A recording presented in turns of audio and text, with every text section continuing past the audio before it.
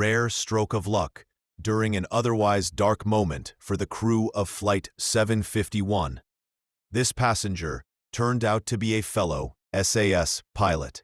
Jumping into action without hesitation, he started the auxiliary power unit at the captain's request. At last, things were starting to look up. As the aircraft continued to descend toward the ground, Captain Rasmussen had to choose a landing spot, but they were still in the clouds and could not see anything ahead of them. He knew that once the aircraft descended below the clouds, he would only have seconds to choose a good landing spot and land.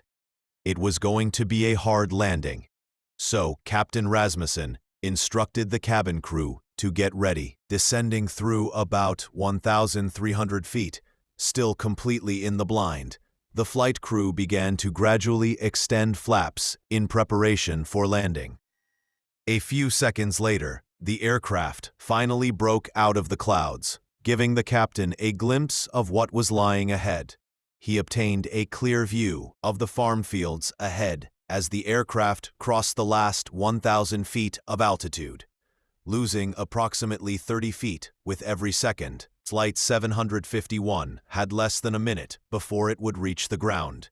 In another stroke of luck, Captain Rasmussen saw a large enough open field straight ahead of him and within reach. It was his best chance at saving the lives of everyone on board, and it was the only chance he had. Turning slightly to the right to avoid multiple houses along the field, the crew extended the landing gear and braced for impact. 7 seconds after the last transmission, the right wing of the MD-81 made contact with the trees in its way, sending forceful thuds through the aircraft before breaking off. The sound of creaking metal, mixed with the screams of panicked passengers, filled the entire cabin as the tail section hit the ground and a sudden wave of cold air rushed inside. Hitting the ground at over 100 knots, the fuselage broke into 3 pieces, sliding through the snow and the mud and leaving a trail of flammable fuel behind, no longer controllable by the crew. The pieces of the fuselage continued to slide for 300 feet before finally coming to rest in the snow.